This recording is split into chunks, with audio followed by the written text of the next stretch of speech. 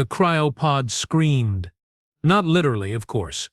Grix 9 wasn't some primitive organic who believed in supernatural nonsense. But after 3 cycles of monitoring deep space salvage operations, he'd learned to read the sounds that metal made when it was unhappy.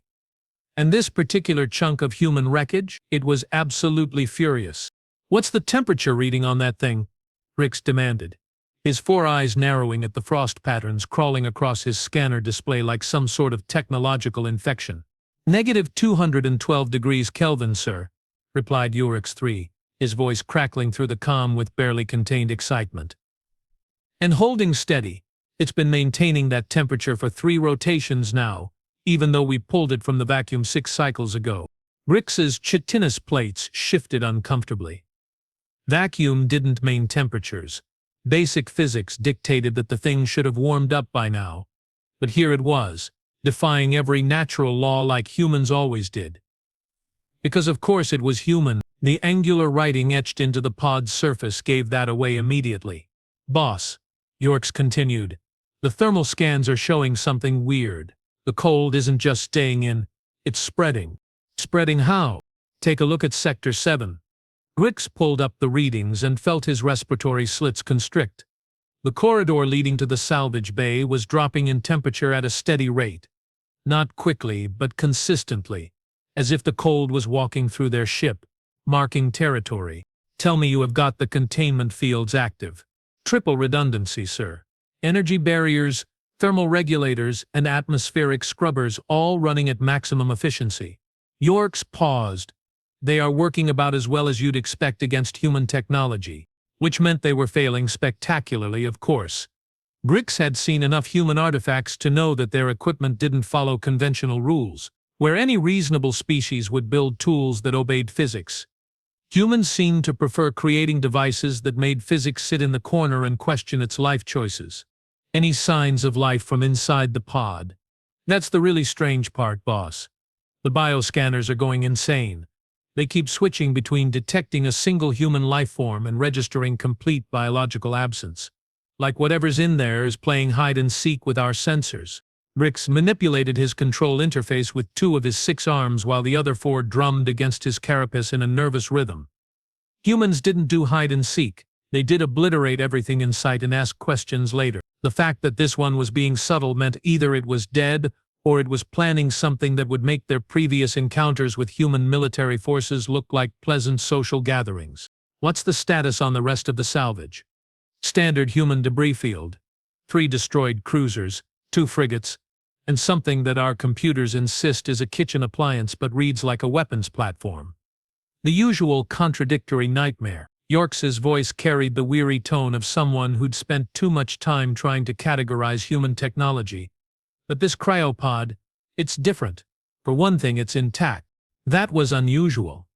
Human military equipment tended to explode when looked at wrong, often taking half the solar system with it.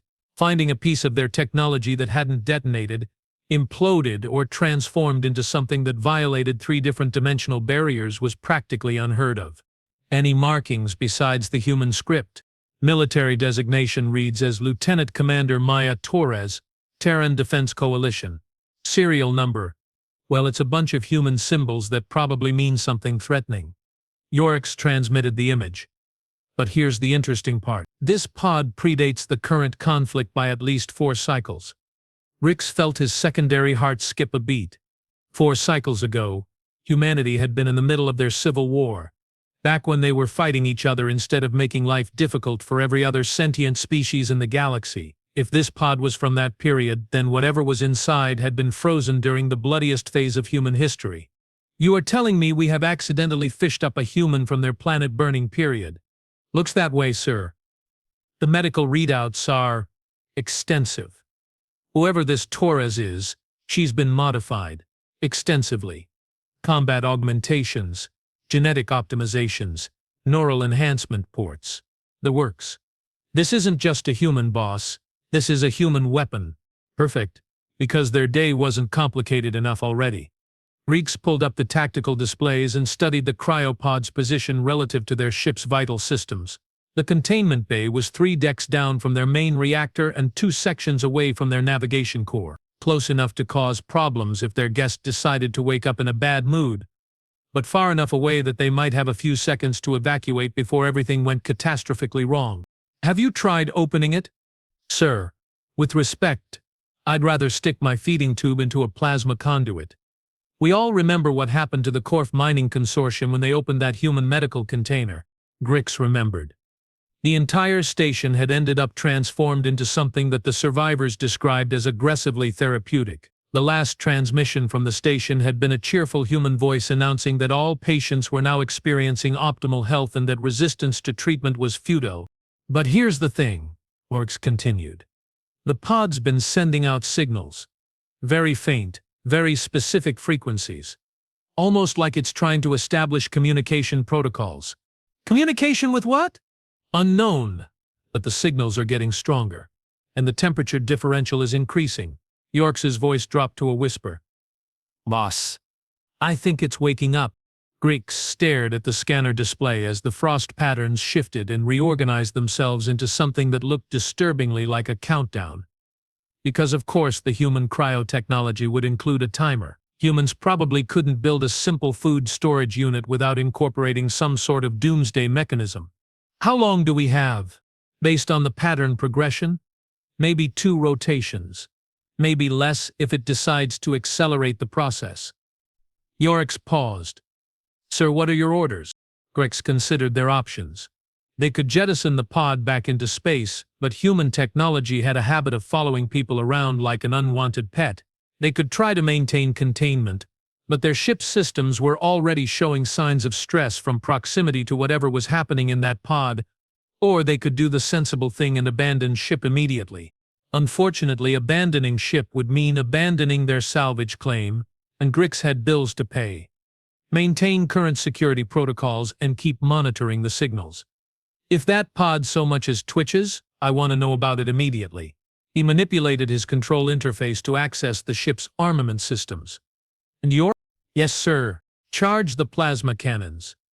If our human guest wakes up feeling antisocial, I want to be ready to give her a very warm welcome. The temperature readings dropped another 5 degrees. Grix had been in the salvage business long enough to recognize when the universe was laughing at him. And right now it was practically cackling. 3 rotations later, the laughter stopped. The alarm started screaming at 0347 hours, ship time. Grix jerked awake in his rest alcove to find his quarters bathed in the pulsing red glow of emergency lighting. His communication implant crackled to life with York's panicked voice. Boss, you need to get down here now. What's the situation? The pod just went active. Full system activation, thermal regulators engaging, and the bio readings are off the charts. But that's not the worst part. Grix was already moving, his 6 legs carrying him through the corridors toward the lift system. What's the worst part? The cold. It's not just spreading anymore, it's hunting. The lift took forever to reach the containment level, giving Grix plenty of time to review the tactical displays streaming to his portable scanner. The temperature differential had expanded beyond the immediate area around the pod. Deck 7 was now reading temperatures cold enough to freeze atmospheric moisture out of the air. Deck 6 was showing similar patterns, and the readings were spreading toward the main reactor core with methodical precision. When the lift doors opened, Grix stepped into what could only be described as winter. His breath formed clouds in the suddenly frigid air, and frost was beginning to form on the corridor walls.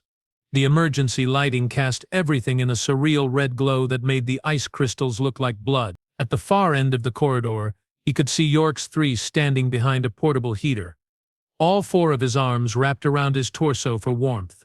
Report, Grix demanded, though his voice came out slightly distorted by the cold. Pod went active 47 minutes ago. Internal atmosphere established, life support engaged, and whatever's inside started moving. York's gestured toward the containment bay doors. But here's the really weird part. The pod's internal temperature is still holding at negative 212 degrees. How is something alive at that temperature? That's what I'd like to know. According to our scans, there's definitely a living human in there. Heart rate, brain activity, the whole package. But the thermal readings suggest she should be frozen solid. Grix approached the containment bay viewing port and peered through the reinforced transparent aluminum. The cryo-pod sat in the center of the chamber, surrounded by monitoring equipment that was rapidly becoming useless as frost accumulated on the sensors, but he could see movement inside the pod through its transparent upper section. And what he saw made his secondary heart stop completely. The human was awake, not groggy, not disoriented, but fully conscious and alert. Her eyes were open and tracking movement outside the pod with the focused intensity of a predator evaluating threats.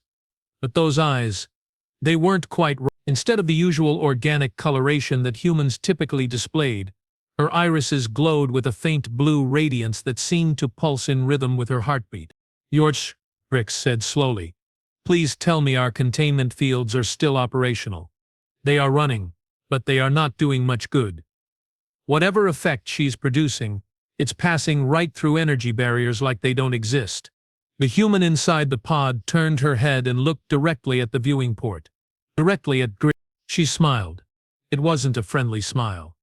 It was the sort of smile that apex predators wore when they'd cornered something particularly tasty. And as she smiled, the temperature in the corridor dropped another 10 degrees. "Sir," Yorsh's voice was barely a whisper. "I think she knows we are here." The human raised one hand and pressed it against the inner surface of the pod. Where her palm made contact, frost patterns began spreading across the transparent material and intricate geometric designs. But these weren't random ice crystals. They were forming symbols. Human military symbols. "Can you read that?" Grix asked. "Working on it." Yorks consulted his translation database. It's a message. In standard human military code." He paused. "It says a request permission to come aboard." Grix stared at the polite message spreading across the pod's surface in letters made of living ice. Because, of course, the human would ask permission. They probably had entire protocols for proper etiquette when emerging from cryosleep to terrify alien salvage crews. "What happens if we say no?" "I'm not sure we want to find out, sir. The power readings from that pod are still climbing, and our ship's thermal systems are already running at maximum capacity just to keep the life support operational." The human inside the pod tapped on the surface again. This time the frost formed different symbols. Yorks translated immediately. "She says thank you for the rescue. Preparing for emergence. Please stand by for briefing." "Briefing on what?" More tapping, more symbols. "The war effort." Grix felt all 6 of his legs go weak. "What war effort?" "The human civil war ended 3 cycles ago." The pod systems activated with a sound like controlled thunder. Seals released. Atmospheric processors engaged, and the transparent upper section began to retract with mechanical precision. As it opened, clouds of supercooled vapor poured out, filling the containment bay with a fog so dense that their sensors couldn't penetrate it. When the fog cleared, the human was standing. Lieutenant Commander Maya Torres was exactly what Grix had expected, and absolutely nothing like what he'd prepared for. She stood approximately 2 meters tall, with the lean build of someone who'd spent years in variable gravity. Her dark hair was pulled back in a regulation military style, and her uniform bore the insignia of the Terran Defense Coalition. Everything about her screamed standard human military personnel, except for the fact that she was still surrounded by an aura of cold so intense that the air around her shimmered like a heat mirage in reverse. And her eyes. Those unnaturally blue eyes that seemed to contain depths of winter that went on forever. She stepped out of the pod and walked to the containment barrier. The energy field that should have been impermeable to biological matter parted around her like water around a stone. She passed through 3 separate containment barriers as if they were decorative suggestions rather than military-grade force fields. She stopped directly in front of the viewing port and looked up at Grix with an expression of polite interest. "Good morning," she said, her voice carrying clearly through the intercom system, despite the fact that the microphones in the containment bay should have been frozen solid by now. "I'm Lieutenant Commander Maya Torres, Terran Defense Coalition Special Operations Division. Thank you for retrieving my pod." Grix found his voice after several seconds of stunned silence. "You are welcome. I realize this situation is probably unusual for you, so I will try to make this as simple as possible." Torres clasped her hands behind her back in a textbook military posture. I need immediate transport to the nearest human settlement or military installation. Time is of critical importance. May I ask why? Torres's smile returned, and the temperature in the corridor dropped another 5 degrees. Because, sir, the war is about to begin. The real war. And humanity is going to need every advantage we can get. What war? The conflict between your factions ended. The conflict between human factions ended 3 cycles ago. Yes. But that was just the opening act. Torres gestured casually, and frost began forming on the viewing port between them. The real enemy has been watching and waiting for us to finish our internal struggles. Now that we are unified, they are preparing to make their move. Rix felt a chill that had nothing to do with the supernatural cold radiating from the human. What enemy? The hegemony. The species that's been orchestrating conflicts throughout this spiral arm for the past 1,000 cycles. The ones who have been treating the galaxy like their personal chessboard. Torres leaned closer to the viewing port. The ones who think humanity is about to become their newest client species. And you know this how. Because, Commander Grix, 9 of the salvage vessel Profit Margin, I have been hunting them for the last 4 cycles, following their agents, tracking their operations, gathering intelligence on their capabilities and intentions. Torres' eyes blazed brighter, and I have learned something that changes everything. Grix realized he'd never mentioned his name or his ship's designation. How do you— They are afraid of us. Terrified, actually. Not because of our technology or our military capabilities, but because of what we represent. Chaos. Unpredictability. The one variable they can't control or calculate. Tears pressed her palm against the viewing port, and the transparent aluminum began to frost over in spiraling patterns. And they have decided that the only way to deal with an uncontrollable variable is to eliminate it completely. The ice patterns on the viewing port formed into a star map. Grix recognized several systems, including their current location. This is their invasion route. 12,000 ships, minimum. Automated dreadnoughts, carrying enough firepower to sterilize every human colony in the sector. Torres traced the route with her finger, leaving glowing trails in the ice. They launched 6 rotations ago. They will reach the outer human settlements in less than 12 rotations. 6 rotations ago, Yorks whispered. That's when the deep space monitoring stations went dark. Torres nodded. They have been jamming long-range communications and eliminating surveillance outposts to maintain operational security.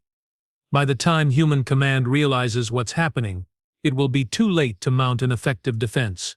Greece stared at the invasion route sprawling across the frozen viewing port. If Torres was telling the truth, they were looking at the prelude to genocide on a scale that would make human civil war casualties look like a minor disagreement. What do you want from us? Transport to the nearest human military installation so I can deliver my intelligence to the proper authorities.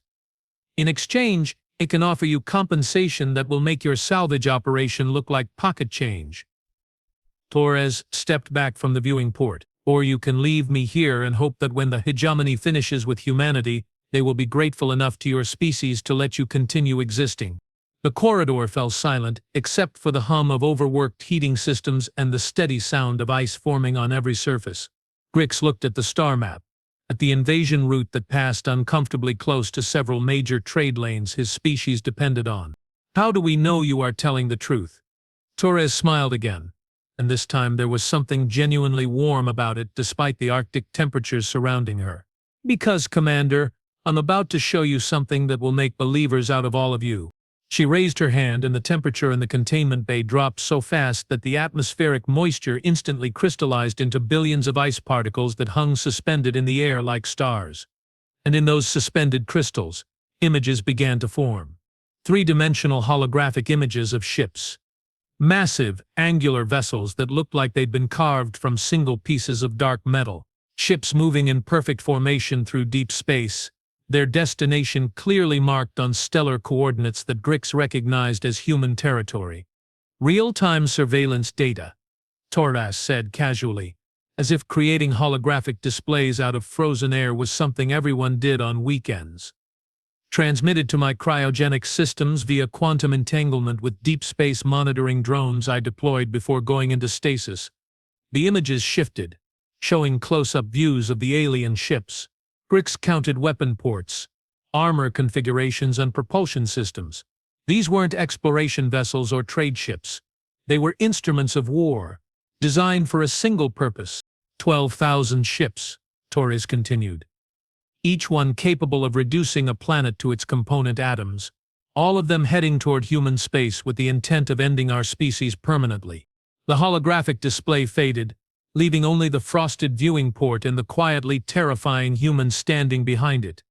"So, Commander Grisk 9, Torres said, are you interested in a simple salvage contract, or would you prefer to be part of the most important military operation in galactic history?"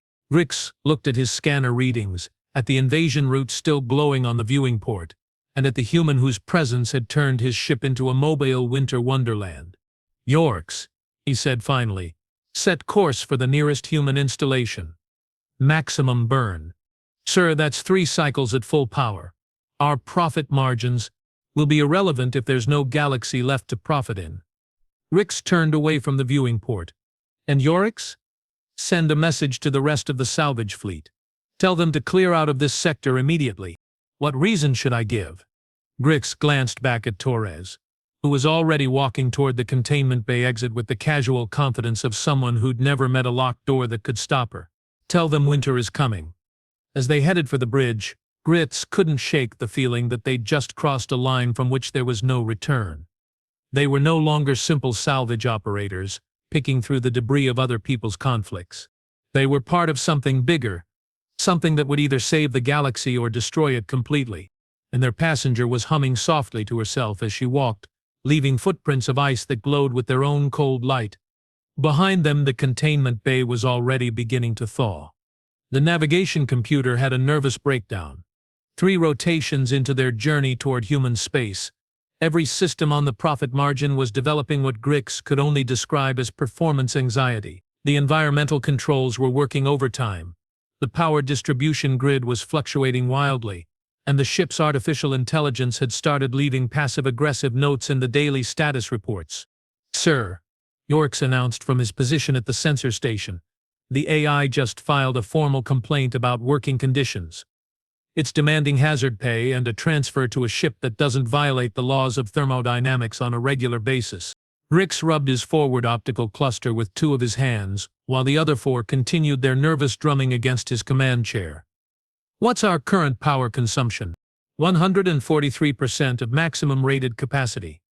"The thermal compensation systems are drawing so much energy that we have had to shut down non-essential functions like gravity in the cargo bays and atmospheric processing in the secondary corridors, which meant their guest was still radiating cold like a miniature star radiates heat."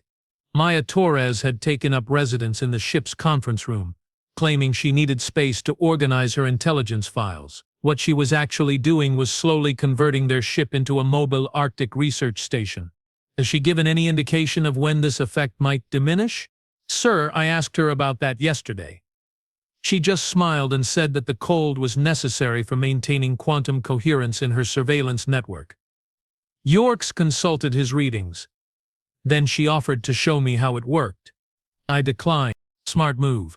Grix had made the mistake of accepting Torres' offer to demonstrate her capabilities 2 rotations ago. He was still finding ice crystals in places where ice crystals had no business existing, and his secondary respiratory system was making sounds like a malfunctioning atmospheric processor. "What's our ETA to the human outpost?" 18 hours at current burn rate." "But sir, we have got a problem. Long-range sensors are detecting 3 ships on an intercept course. Configuration matches known pirate vessels operating in this sector." Grix felt his chitinous plates shift into a defensive configuration. Pirates were bad enough under normal circumstances, but pirates encountering a ship full of impossible human technology was a recipe for disaster that could be seen from orbit. "How long until they reach weapons range?" 6 hours, assuming they maintain current velocity." "Sir, should we change course?"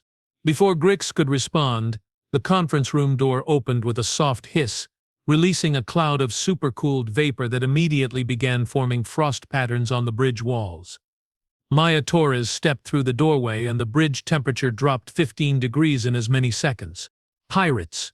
she asked. as if she'd been monitoring their communications the entire time. 3 ships, Grix confirmed, trying not to let his voice betray the fact that her presence was making his joints ache from the cold. Standard raider configuration. They will be in weapons range in 6 hours. Torres nodded thoughtfully, her breath forming clouds that sparkled with their own internal light. What's your standard procedure for dealing with hostile contacts? Run away very fast and hope they are not interested enough to follow. And if they do follow, surrender immediately and hope they are satisfied with cargo instead of ship components. Torres walked to the tactical display and studied the pirate formation with the focused attention of someone evaluating a mathematical equation. Where her fingers touched the control interface, frost began spreading across the surface in patterns that somehow made the display more readable rather than less. May I make a suggestion? Rix was fairly certain that when humans made suggestions, the results typically involved explosions, reality distortions, or both. But given their limited options, he was willing to listen to ideas that didn't involve surrendering his ship to pirates. What did you have in mind? Let them catch us. The bridge fell silent except for the sound of ice forming on every available surface. Yorks's 4 eyes widened to their maximum aperture, and even the ship's AI stopped filing complaints long enough to process what it had just heard. I'm sorry, Grix said carefully, but did you just suggest that we allow 3 pirate ships to capture us? Not capture. Approach within optimal engagement range. Torres manipulated the tactical display and the frost patterns began forming into a 3-dimensional battle map. These raiders are using standard pack tactics.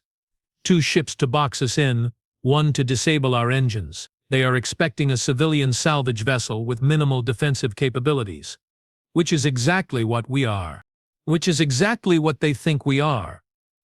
Torres' smile carried the sort of anticipation that made Grix's survival instincts scream warnings. They are not expecting a civilian salvage vessel carrying a 1-woman force multiplication unit. A what? Someone specifically designed to make enemy ships very, very cold.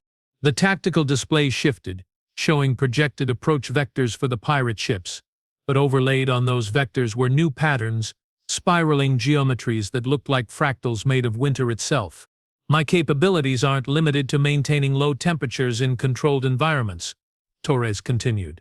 The modifications I received during the Civil War were designed for ship-to-ship combat in deep space, specifically for disabling enemy vessels without destroying their cargo.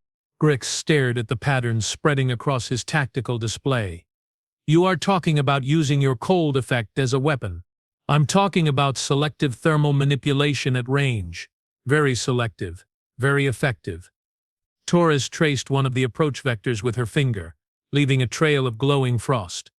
Pirate ships rely on standard atmospheric systems and power distribution networks, both of which become significantly less reliable when their operating temperature drops below functional parameters. You can freeze their ships? I can freeze specific systems on their ships. Life support, engine control, weapons targeting, communication arrays, all without affecting the structural integrity of the vessels or causing permanent harm to the crew. Yorick leaned forward from his station. That's actually brilliant. Disable them without destroying the ships, and we avoid the whole mutual annihilation problem. Plus, Torres added, disabled pirate ships make excellent salvage. Your profit margins for this trip just went from break-even to very substantial.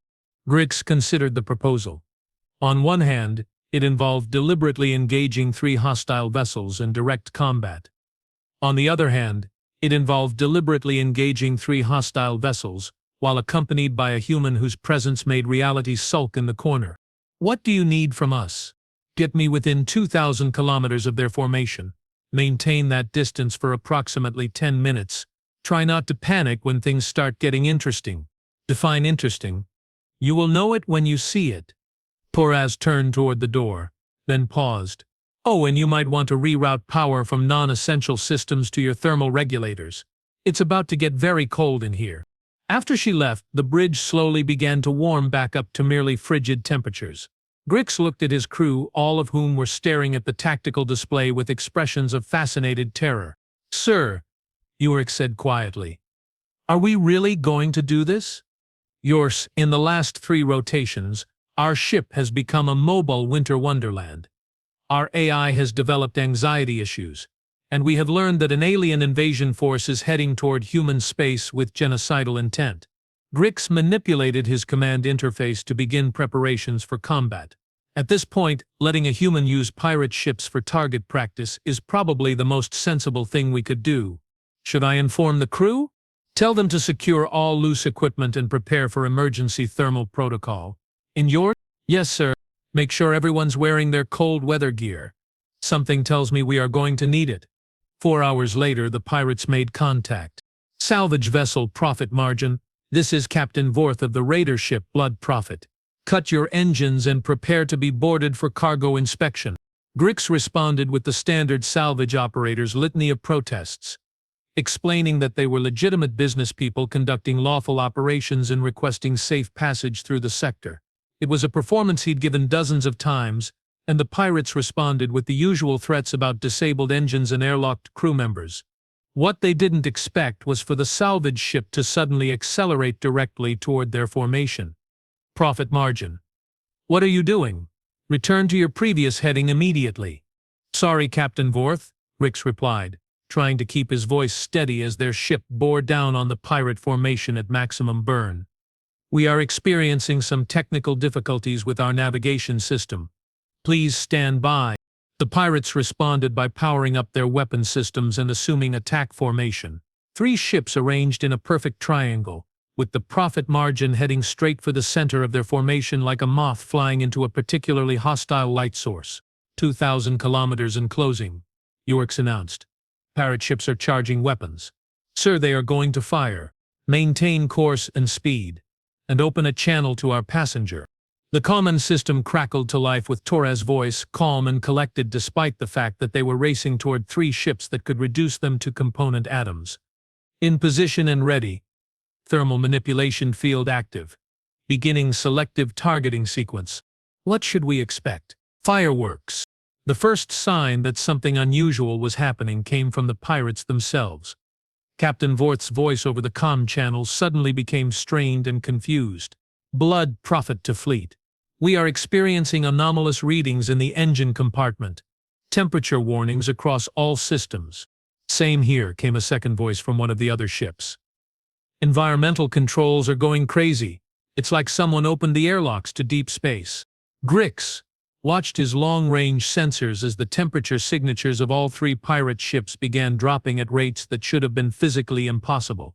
But instead of affecting their entire vessels equally, the cold was targeting specific systems with surgical precision. Profit Margin. Captain Vorth's voice was now openly panicked. What are you doing to our ships? Nothing at all, Captain. We are just a simple salvage vessel with a human passenger who's very good at making things cold. That's impossible. No technology can affect multiple ships at this range. You are absolutely right, Torres' voice cut into the channel with cheerful agreement. No technology can do this, which is why it's not technology. The tactical display lit up with proximity alarms, as all 3 pirate ships simultaneously lost main engine power. Their weapon systems flickered and went dark. Life support indicators began flashing warning signals. In the space of 30 seconds, 3 fully operational warships had been reduced to drifting hulks. But they were intact hulks. No explosions, no hull breaches, no casualties.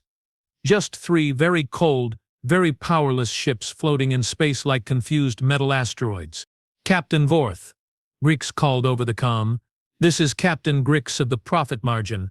Your ships are currently experiencing selective system failure due to thermal manipulation effects. Your crews are in no immediate danger, but your vessels are temporarily non-operational. How is this possible? Human technology, Captain. I don't pretend to understand it. Grix manipulated his controls to bring them alongside the nearest pirate ship. Now, I believe you mentioned something about cargo inspection. 2 hours later, the Profit Margin was significantly heavier and considerably more profitable. The pirates, it turned out, had been having a very successful season. Their cargo holds contained salvage rights to 3 different systems. Negotiable trade commodities worth approximately 6 times Grix's annual income. And a collection of rare minerals that would keep his ship operational for the next several cycles. Standard piracy transaction. Torres explained as they transferred the cargo. Disable the ships, claim salvage rights under maritime law, and leave the crews with enough life support to signal for rescue. Maritime law doesn't apply in space, Yorks pointed out. It does when there's a human involved. We tend to make our own legal frameworks.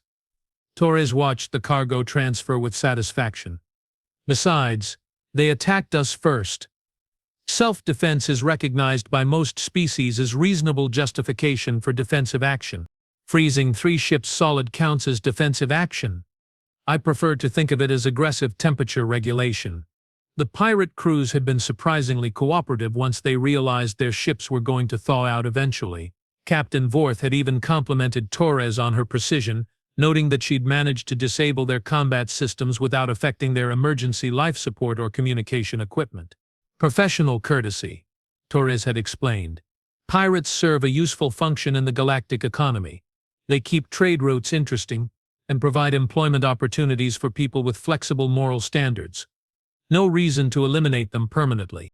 Sir, Yorix called from his station, we are receiving a transmission from human space. It's on military frequencies. Brix felt his respiratory slits constrict. Military transmission. Automated distress beacon. Multiple sources. Yorix's voice trailed off as he processed the information. Sir, it's coming from every human military installation in the sector. Torres was at the communications station before Grix had finished processing what Yorix had said. Her fingers flew across the interface, leaving frost trails that somehow improved signal clarity rather than interfering with it. Distress signals from Fort Meridian, Outpost 7, and the Titan defense platform. She read from the display. Enemy contact confirmed. Large unknown fleet engaging human defensive position. Grix felt his secondary heart skip several beats. The invasion force, they are early. Torres pulled up tactical projections that made the bridge temperature drop another 10 degrees. The hegemony fleet was supposed to arrive in 9 rotations. They have accelerated their timeline. Why? Because someone warned them that their surprise was blown. Korvax turned to face Grix, and her eyes blazed with cold fire. They know I'm awake. They know I'm carrying intelligence about their operations. They have moved to direct assault rather than maintaining operational security. The bridge fell silent except for the sound of ice forming on every surface as Torres' emotional state translated into increasingly dramatic environmental effects. How bad is it? Grix asked. Torres manipulated the display to show real-time tactical data streaming from the human defensive positions. The numbers were not encouraging. 12,000 ships, as predicted. But they are not following the invasion route I projected. They are concentrating their entire force on 3 strategic targets simultaneously. She highlighted the affected systems. If they take these positions, they will control the primary trade routes and communication networks for the entire sector. Can the human forces hold? Not without reinforcements, and not without advance warning about hegemony tactics. Torres stepped back from the display, which is why we need to get this intelligence to human command immediately. How much time do we have?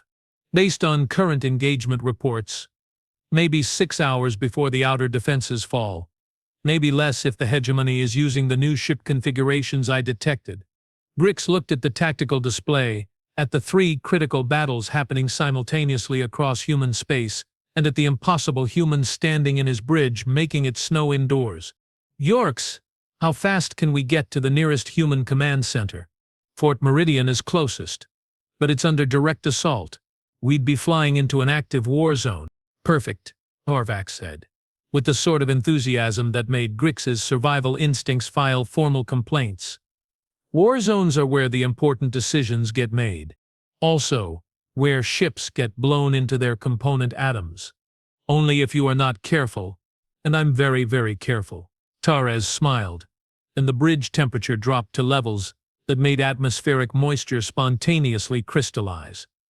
Besides, Captain Grix, you have already seen what happens when I get involved in ship-to-ship combat. Grix looked at his crew, all of whom were bundled in emergency thermal gear, and staring at him with expressions that suggested they'd already accepted their fate. Yorix, set course for Fort Meridian. Maximum burn. Sir, That's a direct flight path through hostile territory. With an invasion fleet between us and our destination. I know, Rick settled back in his command chair and tried to project confidence he didn't feel. But we have got something the invasion fleet doesn't expect. What's that? Rick glanced at Torres, who was already walking toward the door with the casual confidence of someone preparing for a pleasant afternoon outing. Winter. As they headed into hyperspace, Grix couldn't shake the feeling that they were either about to become heroes or very cold corpses. Possibly both. Fort Meridian was dying. Grix watched the tactical display as another section of the massive space station's defensive grid went dark, overwhelmed by the sustained bombardment from ships that looked like they'd been carved from the nightmares of geometric mathematicians. The hegemony fleet surrounded the human fortress in a perfect sphere, their coordinated fire patterns stripping away armor plating and defensive systems with mechanical precision. "Sir," Yorix announced from his sensor station, "we are detecting massive casualties aboard the station. Life support is failing in sections 7 through 12. The main reactor is operating at 60% capacity and dropping." "How many hegemony ships?" 412 vessels in direct assault formation. Another 600, providing fire support and interdiction coverage. York's voice carried the strain of someone trying to process numbers that didn't make sense. "Sir, this isn't a battle, it's systematic annihilation." Grix felt his chitinous plates shift into their most defensive configuration as he studied the impossible odds. 400 human defenders against over 1,000 alien warships, each one larger and more heavily armed than anything in the human fleet. It was the sort of engagement that military historians would classify as a foregone conclusion, which meant it was exactly the sort of situation where humans would do something completely insane. "Any word from our passenger?" "She's in the cargo bay, sir. Said she's preparing for tactical deployment." "I'm not sure what that means, but the temperature readings from that section are—" Yikes, consulted his scanner. "Sir, they are not temperature readings anymore, they are just question marks. The sensors have given up trying to measure whatever's happening down there." Before Grix could respond, the intercom crackled to life with Torres' voice calm and conversational despite the fact that they were approaching the largest space battle in recent galactic history. "Captain Grix, please bring us to within 5,000 kilometers of the hegemony fleet. Any approach vector will do, but I'd prefer something that puts us between their command ships and the station." "That's suicide," Grix replied. "The moment we drop out of hyperspace, every ship in that fleet will target us." "No, they won't. They will be too busy dealing with sudden and comprehensive systems failures to worry about one small salvage vessel." Jorge's voice carried the sort of confidence that made reality nervous. "Trust me, Captain. I have done this before." "When?" "The siege of Europa Station. The Battle of Titan's Gate. The liberation of the Mercury colonies." Each name she listed made the bridge temperature drop another few degrees. "This is what I was designed for." Grix looked at his crew, all of whom were staring at him with expressions that suggested they'd already accepted their impending doom. He looked at the tactical display showing the hopeless battle raging around Fort Meridian. He looked at the communication logs streaming in from across human space, all reporting similar overwhelming attacks on critical defensive positions. "Yorix, drop us out of hyperspace at 5,000 kilometers from the fleet center. Emergency protocols active." "Sir, are you sure about this?" "Absolutely not. Do it anyway." The profit margin dropped back into normal space directly in the middle of the largest military engagement Grix had ever witnessed. Immediately, proximity alarms began screaming as massive warships maneuvered around them like predatory asteroids. Energy weapons fire lit up the space around them in colors that had no business existing in the same dimensional framework. And then something impossible happened. The hegemony ships stopped firing. Not at the human station. They continued their systematic bombardment of Fort Meridian's defensive positions. But every single weapon that had been targeting human ships suddenly went silent. Targeting systems flickered and went dark. Fire control computers crashed and rebooted into error states. "Sir," Yorix whispered, "the enemy fleet is experiencing massive systems failures. Weapons control, navigation, communications, life support. It's affecting every ship simultaneously." Grix watched his sensors as over 1,000 warships began drifting out of formation, their crews frantically trying to restore functionality to systems that had suddenly forgotten how to operate at temperatures below absolute zero. How is this possible? Maya Torres, is how it's possible. The voice came from behind them, and Grix turned to see their passenger stepping onto the bridge. Except she wasn't quite the same person who'd left an hour ago. Torres was surrounded by an aura of cold so intense that the air around her had begun forming complex geometric patterns, like snowflakes that had studied advanced mathematics. Her eyes blazed with blue fire that seemed to contain entire winter storms, and when she moved she left footprints of ice that glowed with their own internal light. "Lieutenant Commander Torres reporting for duty," she said, her breath forming clouds that sparkled with crystalline structures. "Tactical situation under control." "Under control?" Grix gestured at the 1,000-ship fleet surrounding them. "They outnumber the human defenders 10 to 1. Numbers don't matter when the other side can't shoot straight." Torres walked to the tactical display, and where she touched the controls, frost began spreading in patterns that somehow made the information more clear rather than less readable. Selective thermal manipulation applied at the quantum level across multiple targeting networks simultaneously. The display lit up with status reports streaming from the hegemony fleet. Ship after ship reporting critical systems failures. Weapons offline, navigation down, communication arrays frozen solid. In the space of 10 minutes, the most technologically advanced invasion force in galactic history had been reduced to a collection of very expensive, very cold paperweights. "This is Admiral Kane aboard Fort Meridian." A human voice crackled through the comm system. "Unknown vessel in the fleet center. Identify yourself immediately." Torres activated the communication array with a gesture that left frost patterns spelling out military codes across the interface. "Admiral Kane, this is Lieutenant Commander Maya Torres, TDC Special Operations. Authorization code Winter 77 Alpha. I'm transmitting critical intelligence about hegemony capabilities and tactical recommendations for counter-offensive operations." "Torres, you are supposed to be dead. Your ship was destroyed 4 cycles ago. Reports of my death were greatly exaggerated, sir. I have been conducting deep cover reconnaissance of hegemony operations." Torres manipulated the display to show the intelligence data she'd gathered. "Sir, this invasion force represents approximately 12% of their total military capability. The real threat is still en route." The comm channel fell silent for several seconds before Admiral Kane's voice returned, considerably more strained. "Explain." "The ships currently experiencing systems failures are advanced reconnaissance units. Their primary mission was to evaluate human defensive capabilities and identify strategic weaknesses." Torres highlighted sectors of the tactical display. "The main invasion force consists of approximately 100,000 vessels, launching from staging areas in the galactic rim. ETA approximately 40 rotations." Grix felt his secondary heart stop entirely. 100,000 ships. The current invasion force had seemed impossible to defeat, and it was apparently just a scouting expedition. "Sir," Admiral Kane said carefully, "that would represent the largest military deployment in recorded galactic history." "Yes, sir. The hegemony has been preparing for this operation for over 1,000 cycles. They view humanity as an existential threat to their hegemonic control of this spiral arm." Torres traced new patterns on the display, showing fleet movements and staging areas across multiple star systems. "They are not trying to conquer us, Admiral. They are trying to eliminate us completely." "And you learned this how?"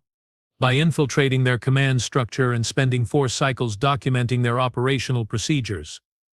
Torres smiled, and the bridge temperature dropped to levels that made atmospheric gases begin behaving in ways that violated several physical laws. "The modifications I received during the Civil War weren't just for combat effectiveness. They were for deep cover intelligence operations in hostile environments." "Including hegemony ships?" "Including hegemony command vessels, strategic planning facilities, and high-security intelligence installations." Torres gestured casually, and holographic displays began forming in the frozen air around her. "I have complete tactical specifications for their fleet compositions, detailed intelligence on their command structure, and strategic plans for their post-invasion occupation protocols." The holographic displays showed ship designs, command hierarchies, and operational timelines that made Grix's optical clusters ache just looking at them. The level of detail was extraordinary, as if Torres had spent years studying every aspect of hegemony military doctrine. Admiral Kane Torres continued, "I'm also transmitting countermeasure protocols specifically designed to exploit weaknesses in their tactical systems. With proper implementation, human forces can achieve victory ratios of approximately 8-to-1 against standard hegemony units." 8-to-1? Against technology that's 1,000 cycles more advanced than ours? Advanced technology is only effective when it's operating within normal parameters. The hegemony has never encountered an enemy capable of selective quantum-level thermal manipulation. Torres looked around the bridge, her glowing eyes taking in the frost patterns covering every surface. "They don't have countermeasures for someone who can freeze their ship's brains." Admiral Kane's voice carried a note of something that might have been hope. "Commander Torres, are you saying you can disable their entire invasion force?" "Not the entire force, sir. My effective range is limited to approximately 50,000 kilometers, and the energy requirements for large-scale operations are significant." Torres paused, and Grix noticed that the frost patterns around her were becoming more complex, as if her emotional state was translating into increasingly sophisticated environmental effects. "But I can provide tactical support for human forces, and I can train other enhanced personnel in similar techniques." "Other enhanced personnel?" "The Civil War produced approximately 200 individuals with modifications similar to mine. Most were declared killed in action, but records indicate that at least 40 are still in deep cover or cryogenic storage." Torres manipulated the holographic displays to show personnel files. "With proper coordination, we can deploy enhanced operators to strategic positions throughout the invasion route." The tactical situation began to shift as human ships started moving out from Fort Meridian's defensive positions.